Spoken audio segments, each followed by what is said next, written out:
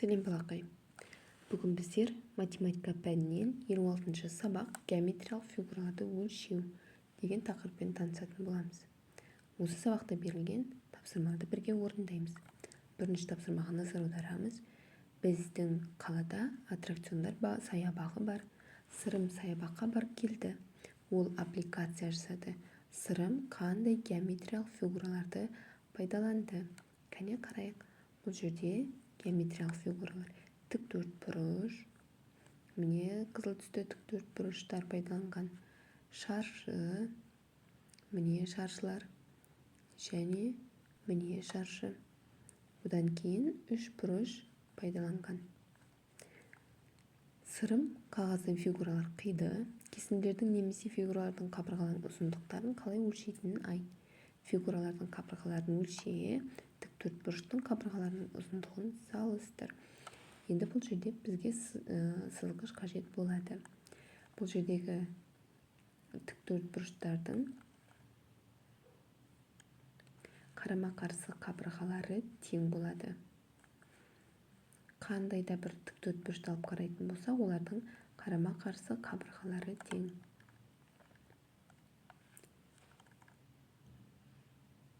Келесі екінші тапсырма. Тапсырманы орында жолақтардың ұзындығын өлше, олардың ұзындықтарының қосындысын есепте. Бұл жерде мына қызыл жолақтың, сары жолақтың, күлгін жолақтың және көк жолақтың ұзындықтарын сызғыштың көмегімен өлшеп, бір-біріне қосып мәнін табу қажет. Келесі, қандай ұзындықтағы жолақ қалды? Есепте. Оны есептеу үшін бізге алдымен мына жолақтың ұзындығын білуіміз қажет. Бұл жолақтың ұзындығы 60 сантиметр екен. 60 сантиметр. Келесі алдыңғы 20 сантиметрін қиды. Сондықтан біздер азайтамыз. Қалғанын табу үшін 20-ны 60-тан азайтамыз. Тең болады 40. Сонда бұл жердегі қалған кесіндінің ұзындығы 40 сантиметрге тең.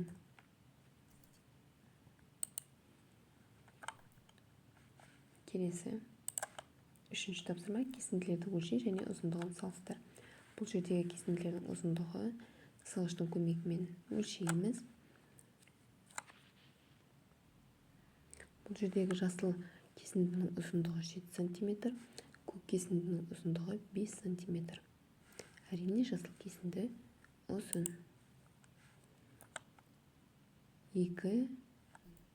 Төртінші тапсырма. Егер екі жолақтың ұзындығын қоссақ, қандай ұзындық шығады? Қане есептейміз. 1 дециметрге 5 дециметр қосамыз, тең болады 6 дециметр шығады.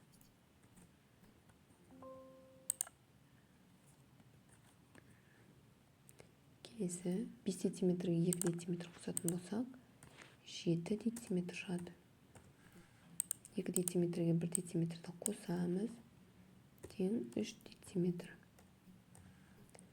9 дециметрге 1 дециметрді қосамыз, 10 дециметр. Келесі 6-шы тапсырма. 6 айырмашылығын тап. Қане қарайық. Бірінші, бұл жерде екі суретке мұқият қарайтын болсақ, талдың екінші бөлігі салынбай қалған және бұл жердегі әткеншек жоқ. Одан кейін үшінші суретте сырғанақ тұр, бұл жерде сырғанақ жоқ. Келесі төртінші айырмашылық баланың қолында. Бесінші айырмашылық анасының сөмкесінде. Алтыншы айырмашылық қыз баланың шашында. Бесінші тапсырмада берілген 6 айырмашылықты таптық. Тапсырмалар түсінікті болды деген ойдамын. Келесі сабақта кездескенше.